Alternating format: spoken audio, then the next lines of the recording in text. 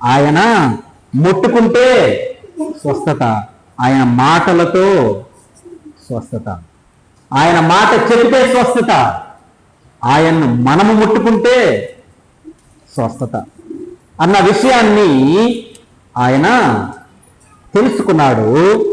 తెలుసుకొని సర్చ్లో ఉన్నాడు. నా కుమార్తె, ఒక్కగానొక్కదైనటువంటి నా కుమార్తెను నేను రక్షించుకోవాలన్న ప్రయత్నంలో బయలుదేరి తెలిసింది ఏంటంటే యేసుక్రీస్తు దెకపొలియా నుంచి తిరిగి వచ్చాడు, గలిలయ సముద్ర తీరానికి వచ్చాడు అని తెలుసుకొని తన ఉండేటువంటి పట్టణం నుంచి గలిలయ సముద్ర తీరానికి బయలుదేరి వెళ్ళాడు. గలిలయ సముద్ర తీరానికి వెళ్ళి ఆయన చేసినటువంటి మొదటి పని మార్కు సువార్త 5వ అధ్యాయము 22-23 వచనాలు. ఆయన సముద్ర తీరముననున్నగా యేసుక్రీస్తు అధికారులలో యాయీరను ఒకడు వచ్చి ఆయనను చూసి ఆయన పాదముల మీద పడి, చావనయ్యున్నది, బాగుపడి బ్రతుకున్నట్లు నీవు వచ్చి చేతులుంచవలనని బతిమాలు కొనగా ఆగండి. ఆయన చేసిన మొదటి పని, యేసుక్రీస్తు ఆయన ద్వారా నా కుమార్తె స్వస్థపడతాది అని తెలుసుకున్నాడు. సముద్ర తీరానికి వెళ్ళాడు. బహుజన సమూహములు ఆయన కోసం ఎదురు చూస్తూ ఉన్నారు. అక్కడ అందరూ తమ తమ సమస్యలతో. ఆయన కాళ్ళ మీద పడ్డాడు, ఆయన పాదముల మీద పడి ప్రాధేయపడుతూ ఉన్నాడు. మొదటిది ఆయన పాదములపై పడటం దీనత్వముతో. ఒక ఆఫీసర్ క్యాడర్లో ఉన్నటువంటి వాడు, యూదా సమాజంలో సినగోగులో ఒక అధికారి అయినటువంటి వాడు వెళ్ళి నా స్టేటస్ నా కుమార్తెకు స్వస్థతనివ్వదు, నాకున్న బ్యాక్గ్రౌండ్ నాకున్న అనారోగ్యానికి విడుదల ఇవ్వదు, స్వస్థతనివ్వదు, ఇక నాకున్న ఆస్తిపాస్తులు నాకు స్వస్థతను ఇస్తాయా? ఎన్ని ఉన్నా అన్నీ ఉన్నాయి, ఏమి ఇవ్వవు. దేవుని వాక్యం తెలియచేస్తుంది. ఇంతకుముందు చూసాము రక్షణ గురించి, సమాధానం గురించి. యేసుక్రీస్తు పాదముల యొద్ద పాపక్షమాపణ, యేసుక్రీస్తు శిలువ రక్తము ద్వారా సమాధానం దేవునితో. పాదముల మీద పడ్డాడు దీనత్వముతో. అయ్యా, నా కుమార్తె చావనయ్యున్నది, నీవొచ్చి మా ఇంటికి రా, మా ఇంటికి వచ్చి నా కుమార్తె మీద చేతులుంచు, ఆమె బాగుపడుతుంది. ఒక విశ్వాసముతో వచ్చినట్టుగా చూస్తాం. ఆ విశ్వాసపు విలువను మనం చూద్దాం. ఆయనలో మొదటిగా ప్రారంభమైన విశ్వాసం తన కుమార్తెను స్వస్థత పొందించుకొనడానికి యేసుక్రీస్తు గనక చేతులు ఉంచితే నా కుమార్తె స్వస్థపడుతుంది, నా చిన్న కుమార్తెను నేను తిరిగి పొందుకుంటాను అన్నటువంటి విశ్వాసముతో బయలుదేరాడు. సరే, యేసుక్రీస్తు ఏమన్నాడు తర్వాత మాట? సరే అని బయలుదేరాడు. యేసుక్రీస్తు యాక్సెప్ట్ చేశాడు. ఆయన యొక్క దీనత్వానికి కావచ్చు, ఆయనకున్నటువంటి విశ్వాసమును చూసి యేసుక్రీస్తు బయలుదేరాడు. సరే, వెళదాం ఊరికి. ఎంతసేపు ప్రయాణమో తెలియదు, కానీ అక్కడ రాయబడలేదు. ప్రయాణంలో వెళ్తూ ఉంటే ఎంతో జనసమూహం, పెద్ద గుంపు జనసమూహం ఆయన వెంబడిస్తూ ఉన్నది. ఈయనేమో చావ సిద్ధమై ఉన్నటువంటి కూతురు, తొందరగా వెళ్ళాలి, అంతే కదా. లేట్ అయిందంటే నా పాప పరిస్థితి అవుతుంది, తొందరగా వస్తే బాగుండు అని ఆయన ఓకే అనగానే ఆయనతో పాటు నడుస్తూ ఉన్నాడు. కానీ అక్కడ ఏం జరిగింది? 25వ అధ్యాయం తర్వాత మీరు చదవండి, 21 నుంచి 22 నుంచి మిగిలిన చూస్తే అక్కడ మరొకో గొప్ప స్వస్థత కనిపిస్తూ ఉన్నది. 22 నుంచి సుమారు 42 వచనాల వరకు ఆయన వెళ్తూ ఉంటే గొప్ప జన సమూహములలో మరి ఒక ఆమె విశ్వాసంతో దేవుని కోసం ఎదురు చూస్తూ ఉంది. ఆమె కూడా 12 సంవత్సరాల నుంచి అనారోగ్యంతో ఉంది. ఆమె ఒక సమస్యతో, ఆమె విశ్వాసంతో ఆయన వెంబడించింది. ఆమె విశ్వాసంతో వెంబడిస్తే ఆమె స్వస్థత పొందుతున్నది. ఆమె స్వస్థత పొందుతున్న విధానం అక్కడ రాయబడినప్పుడు యేసుక్రీస్తు త్వరగా నా ఇంటికి రావాలి అని యాయిరు చూస్తూ ఉన్నాడు. అక్కడ చూసేసరికి ఆమె ముట్టుకొని స్వస్థత పొందటం యేసుక్రీస్తు వదిలిపెట్టలేదు. ఎవరు స్వస్థత పొందారు, అనేక మంది జనాలు వెంటబడుతున్నారు, ఎవరు ముట్టుకున్నారంటే ఏం చెప్తారు అని అంటున్నారు శిష్యులు కూడా.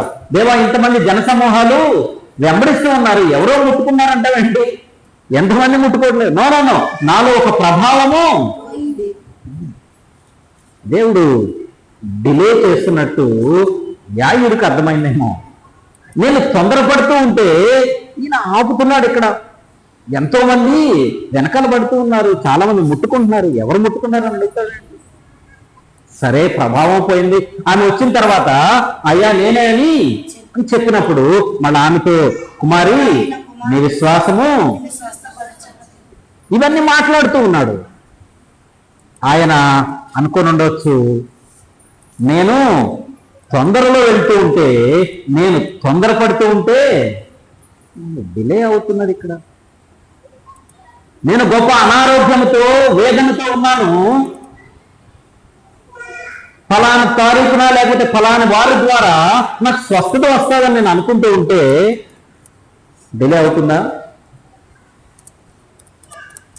దేవుడు నాకు స్వస్థత ఇస్తాడని వాక్యంలో చెప్పాడు, కానీ ఇంకా జరగట్లేదు, ఎదురు చూస్తున్నాను అనుకుంటున్నావా? విశ్వాసంలో 2వ అడుగులోకి ఈయన ప్రవేశించాడు. విశ్వాసంలో డిలే అవుతూ ఉన్నప్పటికీ కూడా ఇంకా ఏటట్లేదులో ఇంత వెళ్ళిపోయాడా? యాయిరు వెళ్ళిపోయాడండి. అనుసరిస్తూనే ఉన్నాడు తన విశ్వాసమును. Persistent faith amid delay. అదే విశ్వాసముతో ఆలస్యమవుతూ ఉన్నప్పటికీ కూడా అదే విశ్వాసం ఈయన చేతి నుంచితే నా కుమార్తె స్వస్థత నొందుతుంది. మన జీవితాల్లో కొన్నిసార్లు దేవుని యొక్క ఆశీర్వాదము, దేవుని నుంచి రావాల్సినటువంటిది ఒకసారి డిలే అవ్వచ్చు. తొందరపడకు, విశ్వాసంలో ముందుకు కొనసాగాలి అనే దేవుని వాక్యం మనకు తెలియజేస్తుంది. అనేకమైన సందర్భాలు దేవుని వాక్యంలో ఉన్నాయి. దేవుడు సమస్తాన్ని విశ్వసించిన వారి మేలు కోసం జరిగిస్తాడు. జ్ఞాపకం ఉంచుకుందాం, యాయిరు డిలే అవుతున్నప్పటికీ తొందరపడలేదు. 2వ స్టెప్లో ముందుకు వెళ్ళాడు. డిలే అవుతున్నప్పటికీ కూడా విశ్వాసంతో యేసుక్రీస్తును అనుసరించు వెళుతూ ఉన్నాడు. 3వ భాగానికి కనుక వస్తే, 3వ భాగానికి వచ్చేసరికి మార్కు సువార్త 5వ అధ్యాయము 35వ వచనంలో ఒక మాట. ఎక్కడ మాట్లాడుతూ ఉన్నాడు? ఆ స్త్రీని సమాధానంతో వెళ్ళని ఆ స్త్రీకి చెప్పి మాట్లాడుతూ ఉన్నాడు. మాట్లాడుతూ ఉండగా ఇంట నుండి కొందరు వచ్చారు. ఈయన యేసుక్రీస్తు పక్కనే ఉన్నాడు, యేసుక్రీస్తు ఉన్నాడు. యాయిరు ఇంటికి తీసుకెళ్ళడానికి యేసుక్రీస్తు అందరితో మాట్లాడుతూ ఇంకా ఉన్నాడు, బయలుదేరాడు ఆన్ ద వే. అంతలోకే సమాచారం వచ్చింది. ఏమని వచ్చింది? నీ కుమార్తె చనిపోయినది. చాలా మంచి మాట చెప్పారు. చనిపోయిందని చెప్తే సరిపోతుందేమో. చనిపోయింది, విషయం చెప్తున్నా నీకు అని వదిలిపెట్టలేదు వాళ్ళు. చనిపోయింది నీ కుమార్తె, ఇంకెందుకు ఆయన్ని ఇంకా పిలవడం దేనికండి? చనిపోయింది అంటే నీకేం అర్థమవుతుంది? చనిపోతే గనక ఇంకా ఎవరు ఏమి చెయ్యలేరు అన్న ఆలోచనలో వచ్చిన ఆయన ఉన్నాడు. అక్కడ చుట్టూ ఉన్న వాళ్ళకి అదే అర్థమైంది. చనిపోయిందండి, ఇంకా మీరు ఆయన శ్రమ పెట్టద్దు. లోకాసు వార్తని కొంచెం మంచిగా రాస్తాడు. 8వ అధ్యాయం 49వ వచనంలో క్వశ్చన్ వేయకుండా ఆయన ఇంకా వచ్చి చనిపోయినది సలహా ఇచ్చాడంట. క్వశ్చన్ అడగలేదు, సలహా ఇస్తున్నాడు ఆయన. ఇంకా ఆయన్ని శ్రమ పెట్టొద్దు. ఆయన చుట్టూ జనసమూహం ఉన్నారు. ఆయన చుట్టూ ఉన్న జనసమూహము ఎంతో ఎదురు చూస్తూ ఉన్నారు. వాళ్ళనన్నా స్వస్థత పొందని, ఇంకా పాప చనిపోయింది, నువ్వు ఇంకా ఇబ్బంది పెట్టొద్దు. అదే స్థితిలో ఇంకా ఎక్కడికి వెళ్ళినా కూడా ఇంకా నీకు ఛాన్స్ లేదండి, ఇంకా అయిపోయింది, ఇంకా సమయం అయిపోయింది, ఇక నువ్వు స్వస్థత పొందలేదు, లేకపోతే మరొకటి మీకు జరగడానికి అవకాశం లేదు, జీవితం అంతే అనేటువంటి స్థితిలోకి నెట్టబడ్డాడు. వెళ్తూ ఉన్నాడు. పక్కన ఉన్న వాళ్ళు చెప్తుంది అదే, ఇంకా ఉపయోగం లేదు, శ్రమ పెట్టొద్దు, ఆయన వదిలేసే, ఇంక బయలుదేరదాం ఇంటికి అన్నట్టుగా చెప్పారండి డైరెక్ట్. అప్పుడు యేసుక్రీస్తు పలికినటువంటి మాట, యేసు లక్ష్య పెట్టక భయపడకము, నమ్మిక మాత్రము ఉంచమని అధికారితో చెప్పి చాలు. యేసుక్రీస్తు చెప్పినటువంటి మాట విన్నాడు పక్కన ఉన్న ఆయనకి. ఆయనతో, యాయిరు భయపడకు, విశ్వాసము మాత్రమే ఉంచు. విశ్వాసంతో వచ్చావు, విశ్వాసంతో. ఇక్కడ ఒక విషయాన్ని తెలియజేస్తాను. తను ఇంతకు ముందు అన్నాడు జరిగినట్లుగా తెలియదు, చూడలేదు, వినలేదు. చనిపోయిన వారిని కూడా యేసుక్రీస్తు లేపుతాడన్న విషయము తనకు తెలియదు. వాళ్ళు విని ఉండలేదు. విని ఉన్నట్టుగా అయితే చనిపోయింది, తొందరగా రమ్మని అనేవాళ్ళేమో. ఇంకెందుకు అని అన్నారంటే చనిపోయింది, ఇంకెవరు చేయలేరు. ఇంతకు ముందు అన్నాడు చేయని కార్యాన్ని ఇప్పుడు ఇవన్నీ విశ్వసించని యేసుక్రీస్తు. నువ్వు భయపడబాక అంటున్నాడు. చనిపోయిందా అంటే ఇంకా భయపడద్దండి, ఇంకేం కాదు. చనిపోయిన వాళ్ళ దగ్గరికి వెళ్ళి భయపడబాకు, ఏం కాదు అని అన్నారు అనుకో. మనం ఎవరన్నా మన వాళ్ళు సొంత వారిని కోల్పోతే ఏం కాదు భయపడబాకనంటే హేళనగా అనిపిస్తుందేమో కదా. వాక్యంలో చూస్తే ధర్మశాస్త్రమును ఎరిగిన వాడు యాయిరు, ఈయన కూడా ధర్మశాస్త్రమును ఎరిగి ఎంతో మంది ప్రవక్తలను, ధర్మశాస్త్రములో ఉన్నటువంటి విశ్వాస వీరులను తెలుసుకొని ఉన్నాడు అనుకుంటున్నాను. ఈ సందర్భంలో ఆయన యొక్క విశ్వాసానికి తగిన విధంగా ఉన్నటువంటి ఒక విశ్వాస వీరుడు గుర్తొస్తూ ఉంటాడు.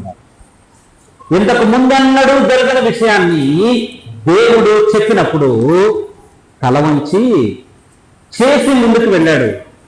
ఆదికాండము 6వ అధ్యాయంలో మనకి ఎవరన్నా ఏదన్నా పని కోసం వెళ్ళినప్పుడు ఎవరన్నా ఏదన్నా చెప్పారనుకో, ఇప్పుడు కాదంటే ఈ విధంగా అవుతుందేమో చూద్దాం, వెయిట్ చేయమంటాడు అనుకుంటాం కదా.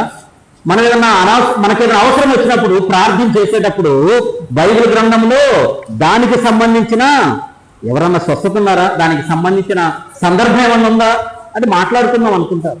ఎవరైనా మరణకరమైన రోగంలో ఉన్నప్పుడు ప్రార్థన చేసేటప్పుడు ఎక్కువ ఎవరిని గుర్తుంచుకుంటాం? దేవా, హిజ్కియాకు 15 సంవత్సరాల ఆయుష్ ఇచ్చావు, నాకు కూడా. ఏ విధంగా అయితే ధర్మశాస్త్రము ప్రవక్తల గ్రంథాలను మనము గుర్తు చేసుకుంటామో, యాయిరు ఏమన్నా గుర్తు చేసుకున్నాడేమో. ముందెన్నడూ తెలియని విషయాన్ని విశ్వసించమంటే విశ్వసించాడు యాయిరు, విశ్వసించాడు. ఒక ఆయన ఉన్నాడు, మనకు తెలుసు అందరికీ, ఆదికాండం 6వ అధ్యాయంలో.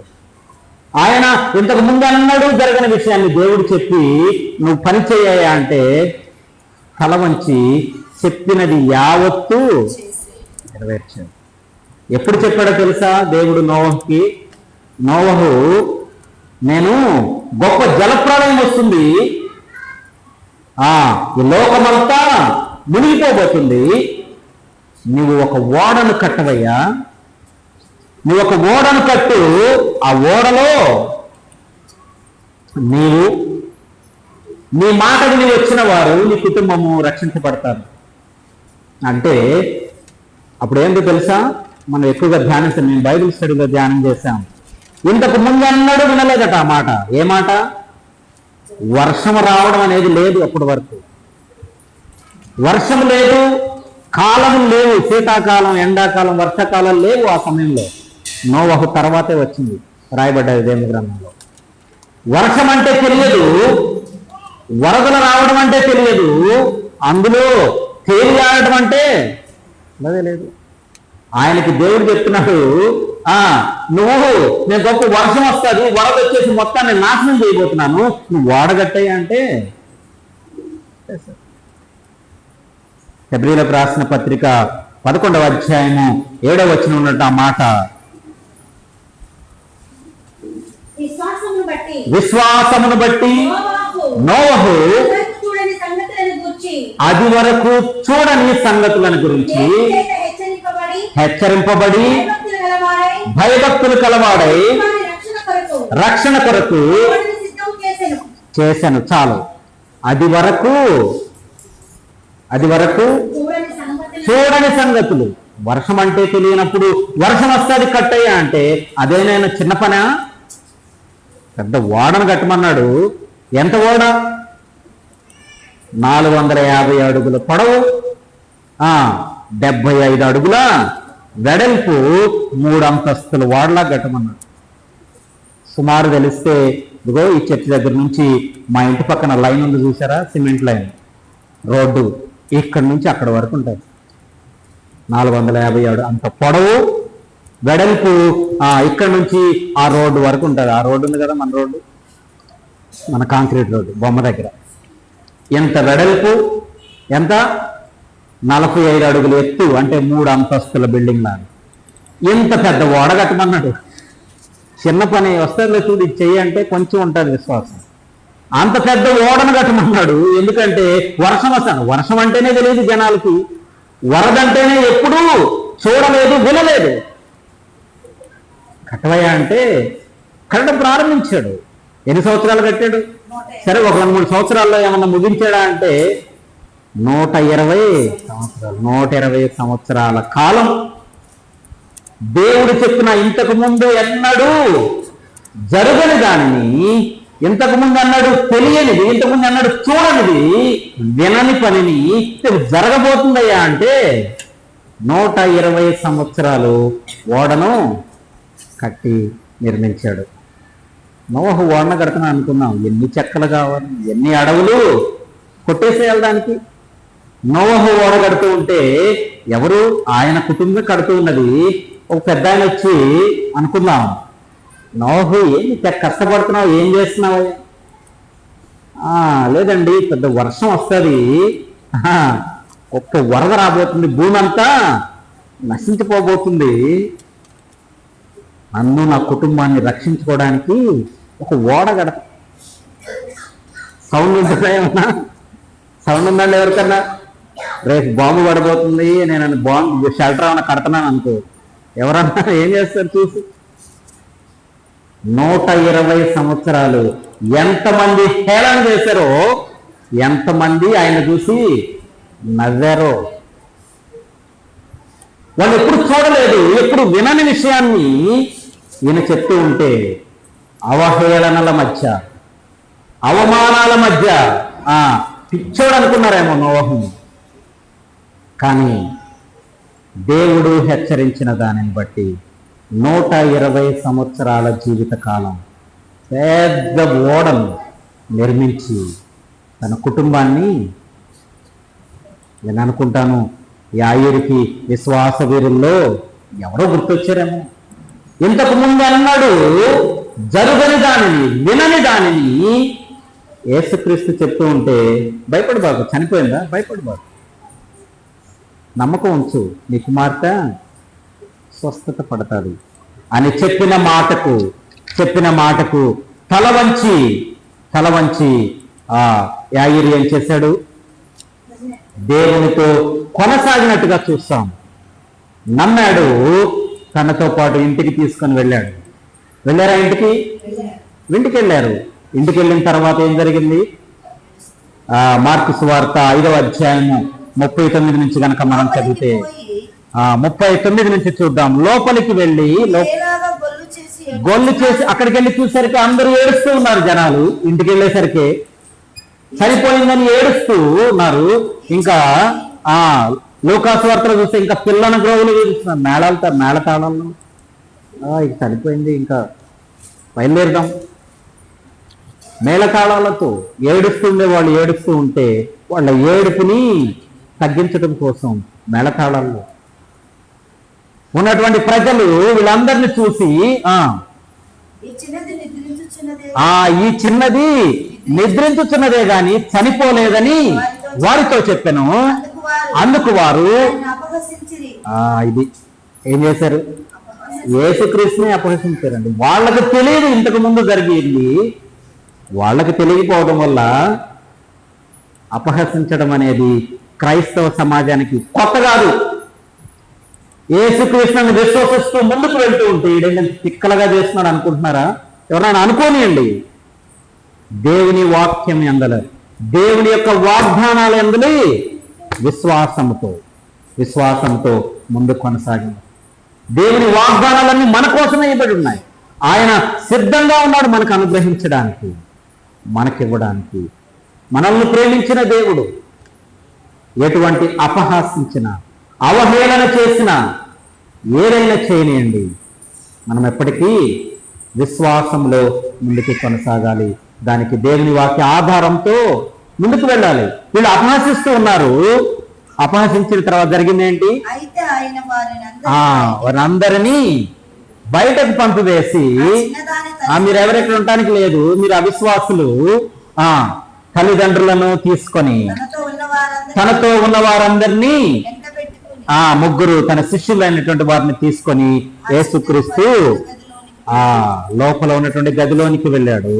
యేసుక్రీస్తు చేసిన మా పని, చిన్నదాన్ని చేయి పట్టి తలిత కుమి, 2 పదాలు తలిత కుమి, అరామిక్ భాషలో.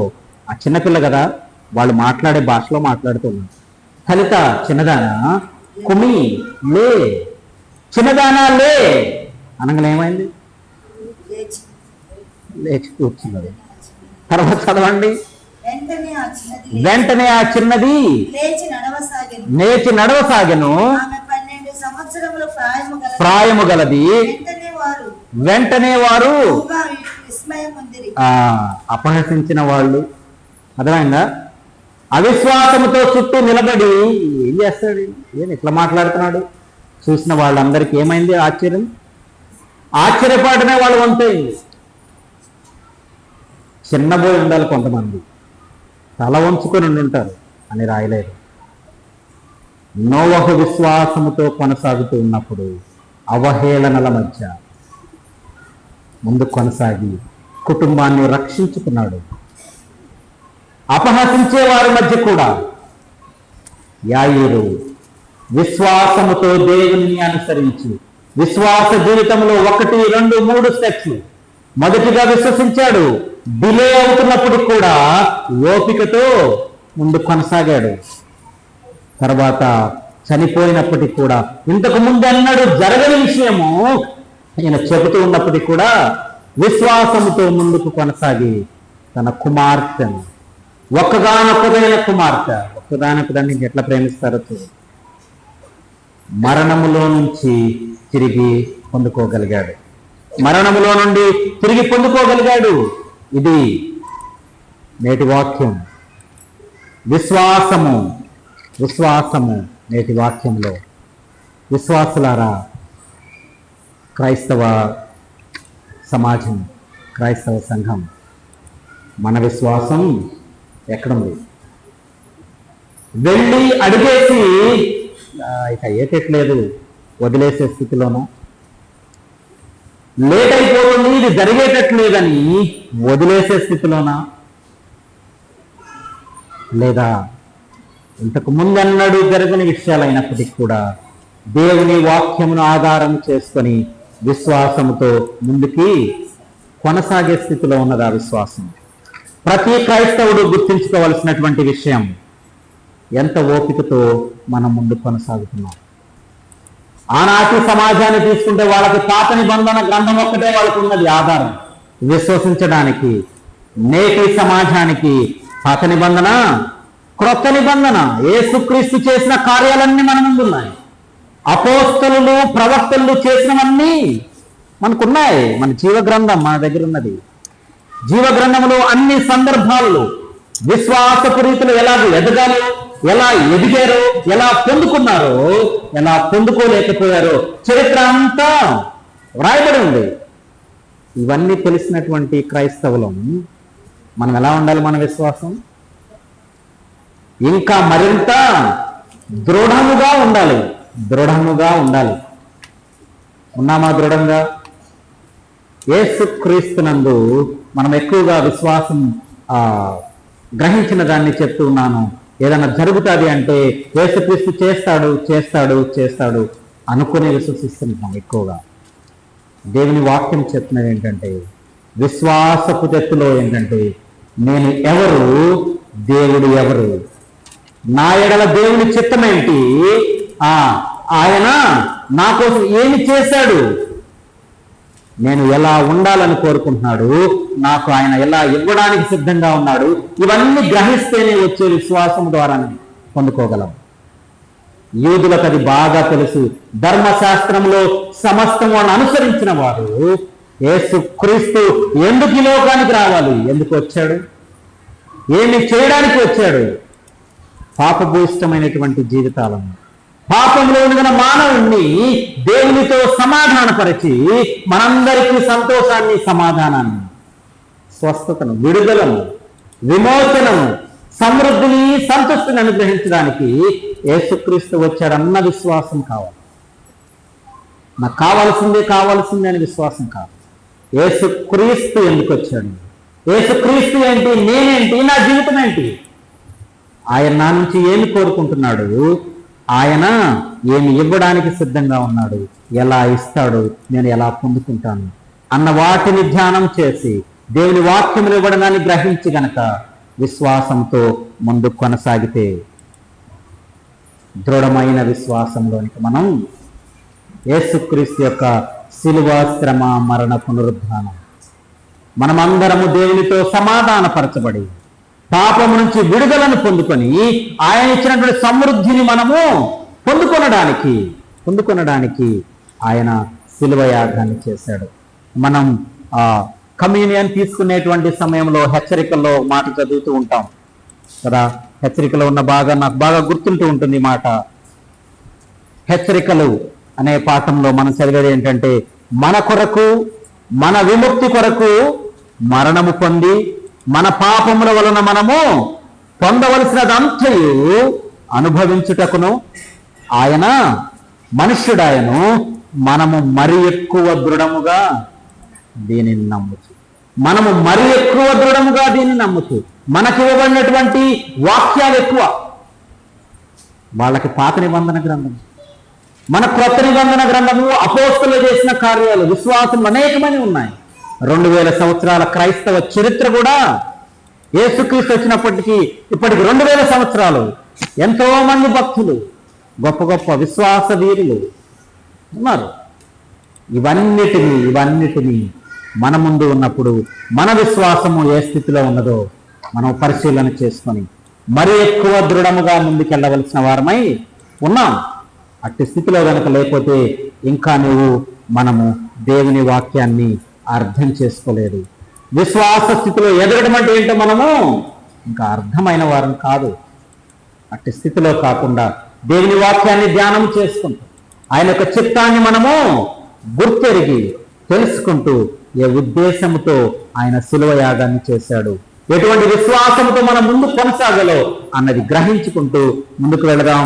సమస్తము యేసుక్రీస్తు మన కోసం సిద్ధపరిచిన వాటిని, విమోచనను, సమృద్ధిని, సంతోషము, సమాధానాన్ని మనం పొందుకోగలం. ఆ విధంగా జీవించడానికి, విశ్వాసములో స్థిరపడి మరి యొక్క దృఢముగా ముందుకు కొనసాగడానికి మనందరికీ పరిశుద్ధాత్మ దేవుడు తన కృపా సహాయం అనుగ్రహించి నడిపించునుగాక. ఆమేన్, ఆమేన్.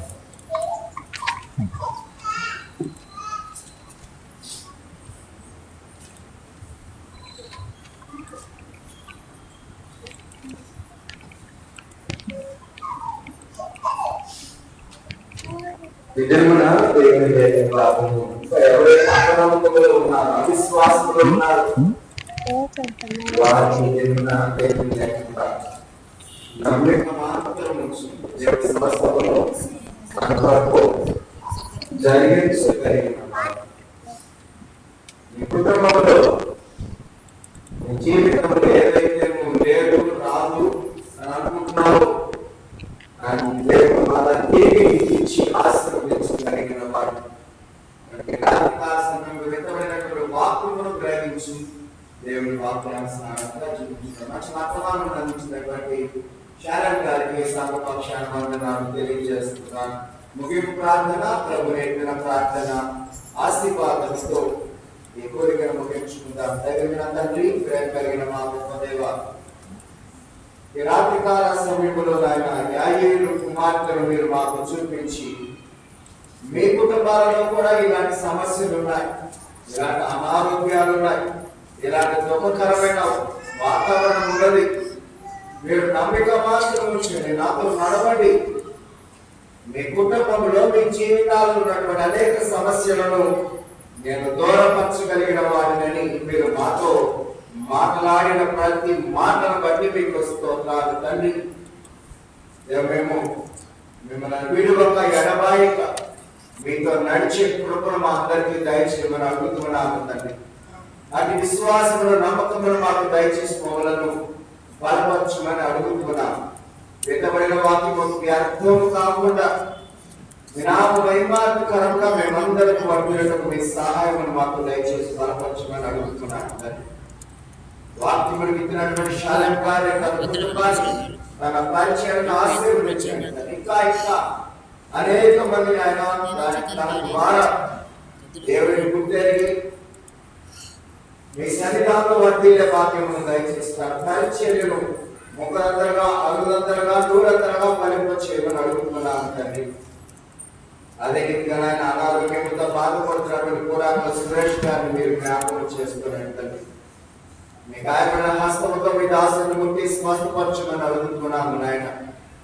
తన పరుడు ప్రతి బలహీనతను దూరపరచమని అడుగుతున్నాము తండ్రి. మీ వైపు చూచి ఆయన రక్షణ పొంది సాక్షాత్కరమైన మీ బిడ్డగా ఆయన వర్తిల్లటకు మీ సహాయమును దయచేయమని అడుగుతున్నాము. తను పీల్చేటువంటి గాలిలోను, తినేటువంటి ఆహారంలో, వేసుకున్న మందులలో మీ పరమోక్ష ధాన్యాలకు మీ దాసుని స్వస్థపరిచి బలపరచమని అడుగుతున్నాము తండ్రి. అదే రీతిగా మా బిడ్డలు ఇక్కడ మొదటి సంవత్సరం, రెండవ సంవత్సరం ఎగ్జామ్స్, అదే రీతిగా నీట్, ఎంసెట్ ఎగ్జామ్స్ ఎంట్రన్స్ కోరుకున్నారు, ఆయన చదువుతున్నారు, రాస్తూ ఉన్నారు. మా బిడ్డలు కావాల్సినటువంటి తగిన జ్ఞానము దయచి, ఆరోగ్య శక్తిని బలము దయచేసి బలపరచమని అడుగుతున్నాను. మా బిడ్డలందరూ మంచి మార్పులతో పాస్పుతము ద్వారా ఉన్నతమైన స్థితికి మా బిడ్డలందరినీ నడిపించి బలపరచమని అడుగుతున్నాము. రాత్రి కాల సమయంలో పరమ మీదకు వస్తూ ఉన్నాము నాయన. సుఖమైన నిద్రను దయచి, చురుకైన మెలకువతో మరి దినములు చూసే భాగ్యమును మా అందరికీ దయచి, రేపు దినమున ఆయన పరిశుద్ధ సహవాసములు మేమందరం పాల్గొని పొందడానికి మీ సహాయమును మాకు దయచేసి బలపరచండి. దాని ద్వారా మీరు మహిమ, ఘనత, ప్రభావాలు కొంతమంది ఇమామనులను మా ప్రభువైన యేసుక్రీస్తు ద్వారా ప్రార్థించి వేడుకుంటున్నాము తండ్రి. ఆమేన్. పరలోకమందున్న మా తండ్రి,